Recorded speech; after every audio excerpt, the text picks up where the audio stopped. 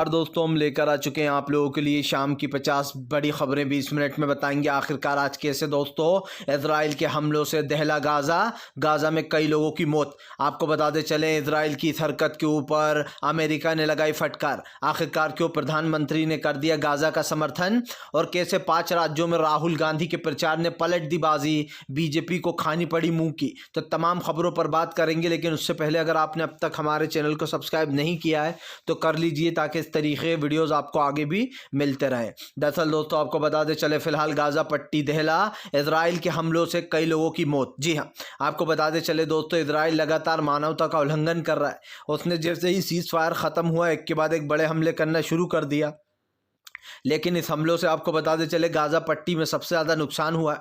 बताया जा रहा है गाजा में 30 लोगों की मौत हो गई है इजराइल के इस हमले से। यही नहीं, अब राहत शिविरों पर भी हमला कर रहा है इजराइल, जिसको लेकर हमास ने चेतावनी जारी की है। आपको बताते चले दोस्तों फिलहाल 5 राज्यों के चुनाव में राहुल गांधी ने पलट दी बाजी। अब तक जब मैं वीडियो बना रहा हूँ 1 बजे तक आपको बताते चले मध्य प्रदेश में भी कांग्रेस की आंधी। जी हाँ, दरअसल आपको बताते चले कल पोस्टर भी लगाए गए थे जहां पर लिखा हुआ था कि आ रहे हैं कमलनाथ। अब आपको बताते चलें आज फाइनली 4 राज्यों के रिजल्ट आने वाले, जहां पर तमाम राज्यों में कांग्रेस ही आगे। छत्तीसगढ़ में भी कांग्रेस की सरकार बन गई, राजस्थान में भी कांग्रेस ही आगे चल रही है और मध्य प्रदेश में भी अब तक जब मैं वीडियो बना रहा हूं कांग्रेस की आंधी दिखाई दे रही है। आपको बताते चलें फिलहाल इससे एक चीज साबित हो गई है कि आने वाले समय में जो 2024 के चुनाव होंगे उसमें कांग्रेस की बम्पर जीत होने वाली है। आपको बताते चले फिलहाल हमास ने दी इजराइल को चेतावनी। हमास बोला हम तुम्हारे बंधकों को एक एक कर मारना शुरू कर देंगे। दरअसल आपको बताते चले जैसे ही गाजा पट्टी में हमले शुरू किए इजराइल ने, वैसे ही हमास ने अब धमकी दे डाली। हमास ने कहा हमें नहीं पता कितने जिंदा हैं कितने मारे गए हैं, लेकिन हमारे पास तुम्हारे जो बंधक है अब हम उनको एक एक कर मारना शुरू कर देंगे। आपको बताते चले इजराइल लगातार उल्लंघन कर रहा है।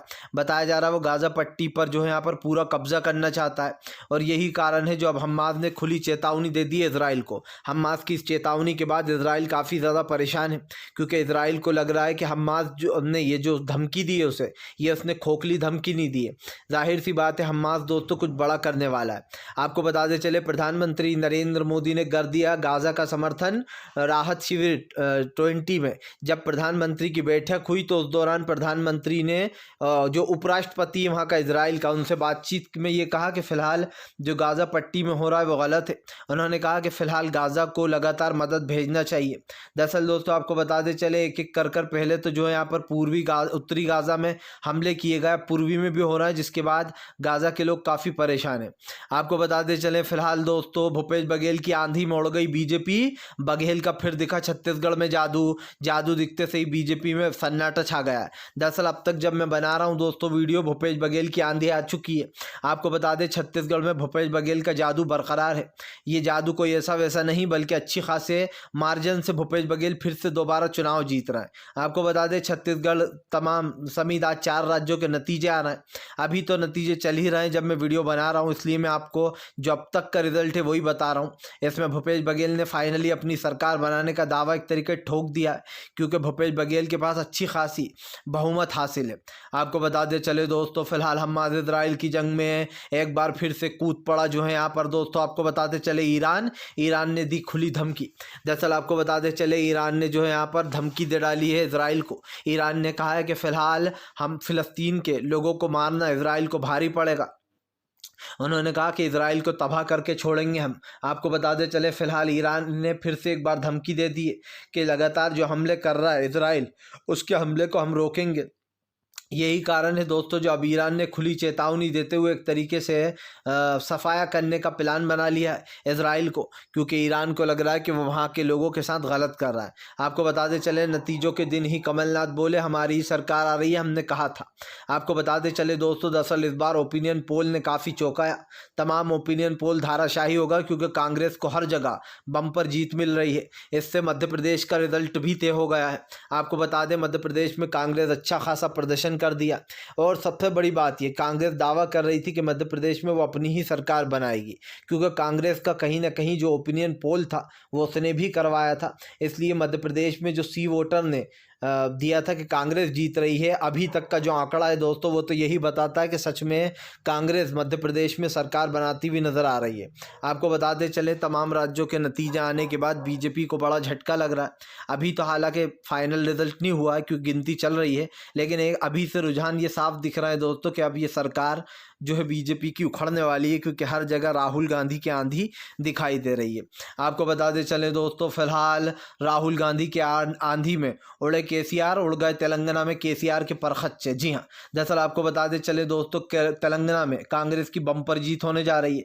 ना ओवैसी ना केसीआर, अब की बार किसी का जादू दिखाई नहीं दिया। राहुल गांधी ने जो माहौल बनाया था वो कर्नाटक वाला माहौल यहाँ पर भी देखने को मिल रहा है। आपको बताते चले फिलहाल तेलंगाना में कांग्रेस की बड़ी जीत होती हुई नजर आ रही है, क्योंकि जाहिर सी बात है अब तक के जो आंकड़े हैं उसमें कांग्रेस को सबसे ज़्यादा बढ़त मिली है। ऐसे में ये कहना गलत नहीं होगा दोस्तों कि फ़िलहाल इस वक्त कांग्रेस के लिए जश्न का माहौल है। तमाम जगहों पर तमाम जितने भी कांग्रेस के कार्यालय हैं वहाँ पर ज़ोरों शोरों से जश्न मनाया जा रहा है। तो वहीं दूसरी तरफ बीजेपी उदासी में डूबी है, क्योंकि आपको बताते चले ज़्यादातर राज्य बीजेपी के हाथ से निकल ही गए, तमाम सारे ही राज्य। क्योंकि जाहिर सी बात है मिजोरम का भी जो कल रिजल्ट आना है उसमें भी दोस्तों कांग्रेस ही बाजी मार रही है। मिजोरम में भी बीजेपी को वोट नहीं मिले। इसका सबसे बड़ा रीज़न रहा दोस्तों मणिपुर, क्योंकि मिजोरम मणिपुर से सटीक है, लगा हुआ है बिल्कुल, और मणिपुर में जो हुआ है वो आप सब ने देखा। यही कारण जो मिजोरम में भी बीजेपी बहुमत से दूर रही। आपको बता दें चले दोस्तों हमास इजराइल की जंग में आ गया नया मोड़। जी हाँ, दरअसल दोस्तों आपको बताते चले फिलहाल अब हमास और इजराइल की जंग को लेकर जो तमाम अरब देश हैं वो इजराइल पर दबाव बना रहे हैं। आपको बताते चलें जैसे ही जो है यहाँ पर वो ख़त्म हुआ दोस्तों सीज़ फायर, वैसे ही इजराइल ने एक के बाद एक बड़े हमले करना शुरू कर दिया, जिसमें बताया जा रहा है सबसे ज़्यादा गाज़ा में लोगों की जानें गई हैं। बताया जा रहा है अब तक दोस्तों 15,000 से ज़्यादा लोगों की जानें जा चुकी हैं सब मिलाकर। इसी को लेकर आपको बताते चले गाज़ा में फिर से हमला किया गया और 30 लोगों की जान फ़ौरन चली गई। इसी को लेकर आपको बताते चले अब अरब देशों ने दबाव बनाना शुरू कर दिया है फिर से एक बार इजराइल पर, और उन्होंने साफ कहा है कि फिलहाल इस हमले को रोका जाए वरना इसका अंजाम अच्छा नहीं होगा। आपको बताते चलें फिलहाल यहाँ पर एक चीज़ बार बार दोहराना है, अरब देश के इस झगड़े को बंद करना चाहिए। सीज़ फायर समेत तमाम जो चीज़ें हो रही हैं, जो युद्ध हो रहा है, इनको बीच में ही रोक देना चाहिए। लेकिन आपको बताते चलें फिलहाल गाज़ा पट्टी और इजराइल के बीच की ये जंग दोस्तों आगे बढ़ती चली जा रही है। हमास और इजराइल की जंग अब रुकने का नाम नहीं ले रही है। लेकिन एक बात तो साफ़ हो चुकी है कि फ़िलहाल दोस्तों हमास ने इजराइल को धूल चटाने का काम किया है, क्योंकि इस दौरान हमास इजराइल पर भारी ही पड़ेगा, 100 गुना भारी पड़ेगा। आपको बताते चले अधीर रंजन चौधरी ने सरकार पर उठाए सवाल, महुआ मोहित्रा का दिया समर्थन। दरअसल आपको बताते चले महुआ मोहित्रा को दोस्तों सस्पेंड करने की बात चल रही है वहाँ से, ख़ास करके विधानसभा से। ऐसे में अधीर रंजन चौधरी ने सवाल उठाया है कि आखिरकार ये जो हो रहा है, अधीर रंजन चौधरी ने सवाल उठाया है कि आखिरकार किसी की भी सदस्यता रद्द कर देना है छोटी बात नहीं है। वहीं दोस्तों अगर बात करें तो रमेश बिगूड़ी जिसने दानिश अली को गाली दी थी, आप समझिए, उसके ऊपर कोई कार्रवाई नहीं हो रही है। लेकिन महुआ मोहित्रा पर तुरंत कार्रवाई कर ली, क्योंकि बीजेपी के नेता ने शिकायत की थी कि महुआ मोहित्रा अडानी पर संसद में इसलिए सवाल पूछती हैं क्योंकि अडानी का राइवल उन्हें पैसे देता है, पैसे देकर सवाल पूछती हैं वो। अब आप समझिए, एक तरफ एक साफ सा वीडियो है जिसमें दानिश अली को बीजेपी के नेता रमेश बिगूड़ी गाली दे रहे हैं, लेकिन उनके ऊपर अब तक कार्रवाई तक शुरू तक नहीं हुई, और अचानक से देखिए आपके महुआ मोहित्रा फ़ौरन कार्रवाई हो गई। ये बात हम नहीं कह रहे हैं, ये बात जो है कोई और नहीं, दानिश अली कह रहे हैं, जिनको खुद बीजेपी के नेता ने गालियां बकी थी। आपको बताते चले दोस्तों कांग्रेस के कार्यकर्ताओं में दोस्तों आपको बताते चले उत्साह का माहौल, जगह जगह कांग्रेस के कार्यालय में जो है यहाँ पर पहुंचे हनुमान और श्री राम आशीर्वाद देने। दरअसल आपको बताते चले दोस्तों फिलहाल साफ दिखाई दे रहा है कांग्रेस के तमाम जगहों पर जश्न का माहौल शुरू हो चुका है। मध्य प्रदेश से लेकर तो राजस्थान तक दोस्तों कांग्रेस का जादू दिखाई दे रहा है।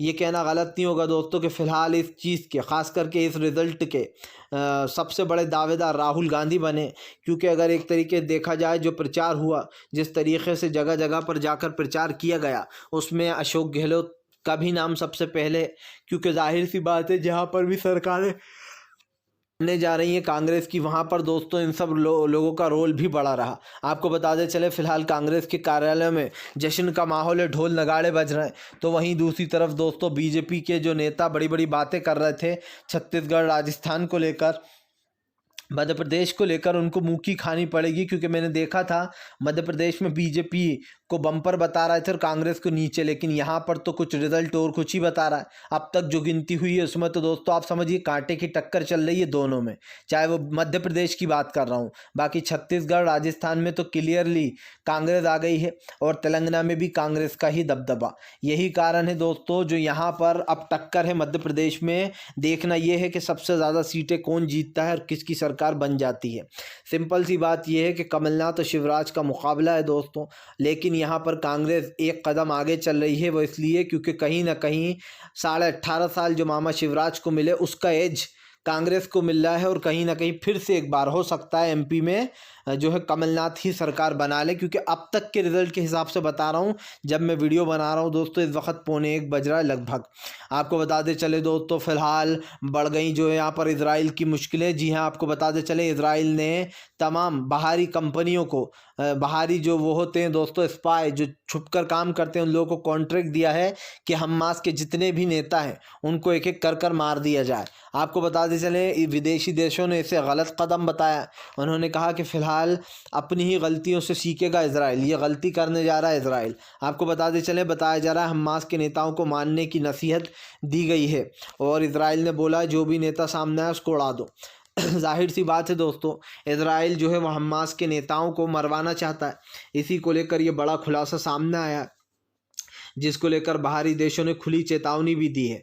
आपको बताते चले दोस्तों सनी देओल के ऊपर फायर हो गया अरविंद केजरीवाल बोले ऐसे लोगों को वोट दो जो आपके लिए काम करें, ऐसे लोगों को वोट मत दो। वो बीजेपी लाई थी सनी देओल को, पता नहीं उसको सांसद बना दिया, अब वो कहाँ गायब रहता है, जनता के लिए आता ही नहीं है।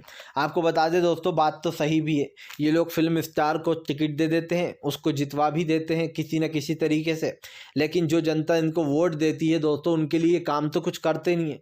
तो इससे अच्छा तो फिल्म स्टारों को तो वोट ही नहीं देना चाहिए, क्योंकि जाहिर सी बात है दोस्तों वो लोग तो अपनी फिल्म वगैरह में लगे रहते हैं। सिर्फ बीजेपी अपना एक नंबर बढ़ाने के लिए, एक सीट जीतने के लिए फिल्म स्टारों को पकड़ लाती है, ताकि उन्हें पता रहता है कि थोड़ा स्टारडम है, जीत सकते हैं ये। यही कारण है जो ऐसे लोग दोस्तों न जनता के काम के होते हैं न विकास करते हैं। वो इसी को लेकर जमकर भड़ास निकाली है जो यहाँ पर बीजेपी पर।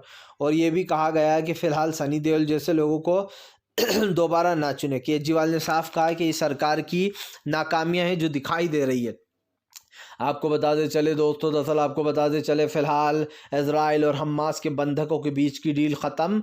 तो आपको बताते चले हमास ने दी सीधी चेतावनी। हमास बोला फिलहाल जो हमले हुए हैं उसका जवाब तुम्हें देना पड़ेगा, तुम्हारे लोगों को हम यहीं पर मार देंगे। आपको बताते चले हमास साफ चेतावनी दे रहा है कि वो बंधकों को एक एक कर कर मारना शुरू कर देगा। अब यही नहीं, हमास ने ये भी चेताया इजराइल को कि फ़िलहाल जो हमास में जो लोग हैं, जो लोग को लेकर दोस्तों फाइनली ये कहा जा रहा है कि फ़िलहाल इजराइल की इस बदउम्मती जो इजराइल लगातार हमले कर रहा है उसका जवाब देगा। अब हमास ने साफ कहा है कि फ़िलहाल तमाम ठिकानों को उड़ा डालेगा वो।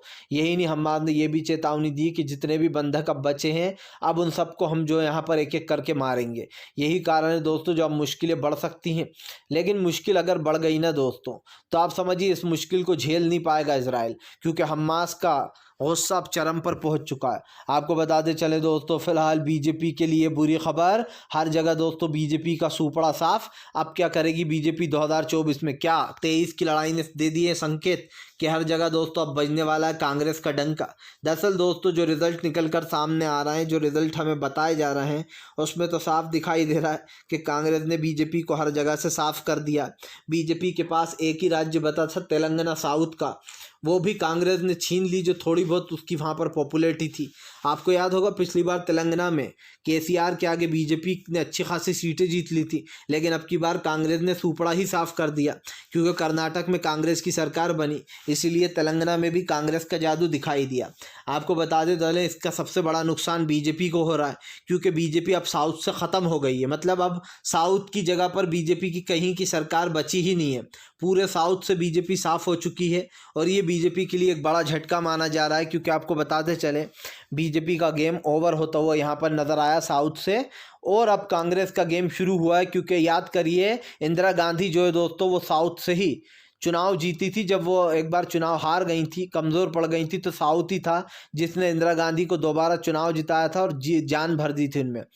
आपको बताते चले दोस्तों, फिलहाल एक बार फिर से हम बताते चले कि फिलहाल ईडी के ऊपर उठ गए सवाल।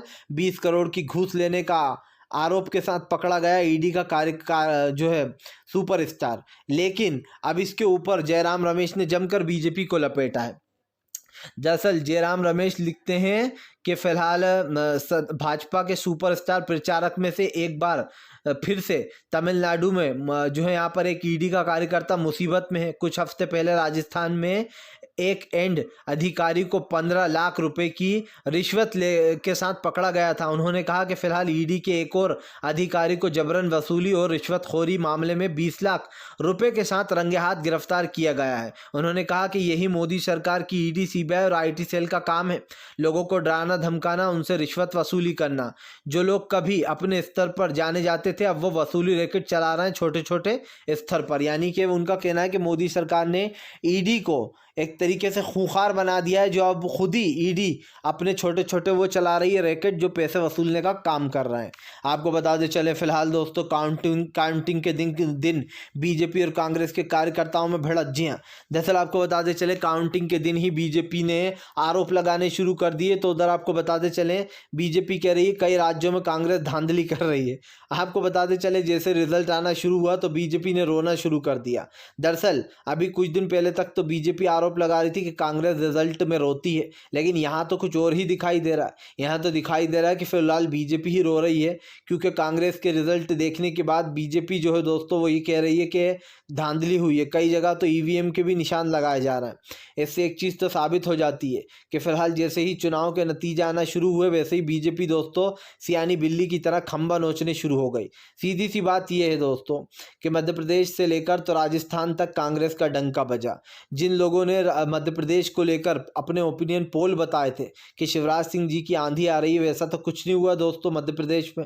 उल्टा मोदी सरकार ने एक एक कर सारा राज्य अपने हाथ से गंवा दिए। सीधी सी बात यह है कि अब मोदी मैजिक ख़त्म हो चुका है। अब देश में दोस्तों मोदी की लहर ख़त्म हो गई, क्योंकि 10 साल के बाद कोई लहर बचती नहीं है अगर कुछ काम ना हो तो। आपको बताते चले दोस्तों, फिलहाल अशोक गहलोत ने कर ली तैयारी, अपने तमाम नेताओं को रिजॉर्ट में बुक कर दिया। जी हाँ, दरअसल आपको बताते चले दोस्तों, फिलहाल तमाम नेताओं को रिजॉर्ट भेज दिया गया, क्योंकि राजस्थान में कांग्रेस की सरकार आ रही है। पहले से ही कल जो है वॉर रूम में बैठक हो गई थी अशोक गहलोत की, लेकिन आज अशोक गहलोत ने बड़ा फैसला लिया है ताकि दोस्तों बीजेपी कोई खेल न कर पाए। बस डर एक ही बात का है दोस्तों कि कुछ दिन बाद कहीं सचिन पायलट खेल ना कर दें। लेकिन यहाँ पर यह डर भी तब तक ही था जब अशोक गहलोत के पास ज़्यादा बहुमत नहीं होता, लेकिन अच्छी खासी बहुमत मिल चुकी है दोस्तों अशोक गहलोत को। इससे साफ दिखाई दे रहा है कि कांग्रेस के पास एज है। यानी कि अब कांग्रेस कुछ बीजेपी के नेताओं को भी तोड़कर अपने पाले में ले आएगी और फिर अशोक गहलोत का कुंभा और बढ़ जाएगा। मतलब कि जाहिर सी बात है दोस्तों, निर्दलीय समेत कांग्रेस की जो आंधी दिखाई दी है, क्योंकि कांग्रेस यहाँ पर रिवाज बदलती हुई नजर आ रही है। राजस्थान में फाइनली अशोक गहलोत ने दोस्तों अपना दम दिखाया, अपना जादू दिखाया, और अशोक गहलोत के बल पर ही राजस्थान की सरकार बन रही है, इस बात में कोई शक नहीं है। अगर कांग्रेस ये गलती कर देती दोस्तों कि गहलोत की जगह वो सचिन पायलट को बनाती सीएम, तो ये समझ लीजिए कि वो पंजाब वाली गलती यहाँ पर भी करती। क्योंकि हमने देखा था नवजोत सिंह सिद्धू के कहने पर पंजाब में कैसे कैप्टन अमरिंदर को हटाकर सबसे बड़ी गलती कर दी थी कांग्रेस ने। आपको बताते चले हमास इजराइल की जंग में दोस्तों आ गया नया मोड़। दरअसल आपको बताते चले हमास के साथ हुए तमाम अरब देश अब लगाएंगे तेल पर रोक। दरअसल आपको बता दें कच्चे तेल की आयात खरीदने पर बहुत छूट मिलती है अमेरिका और इसराइल को दोस्तों, और ये दोनों स्टॉक कर रख लेते हैं। लेकिन दोस्तों अब अगर अमेरिका ऐसा करता है, यानी कि अरब देश अगर ऐसा करते हैं कि अमेरिका को तेल देना बंद कर देंगे कच्चा तेल, तो दोस्तों सबसे ज़्यादा मुसीबत बढ़ जाएगी अमेरिका की। क्योंकि आपको बताते चले दोस्तों, फिलहाल चार गुना महंगाई में घिर जाएगा अमेरिका। इससे साफ दिखाई देता है कि फिलहाल आने वाले समय में दोस्तों पूरी तरीके से फेल होता हुआ नजर आ रहा है अमेरिका। और अमेरिका की यह हालत किसी और वजह से नहीं हुई है, वो इजराइल का साथ दे रहा है लगातार, इस वजह से अमेरिका की यह हालत होने वाली है अगर अरब देश ऐसा करते हैं तो। फिलहाल अगर आपको हमारा वीडियो अच्छा लगता है तो कृपया इसको लाइक कर दें, चैनल पर पहली बार आए सब्सक्राइब करें, ताकि ऐसे वीडियो आपको दोस्तों आगे भी मिलते रहें, क्योंकि हम आपके लिए लेकर आते रहते हैं।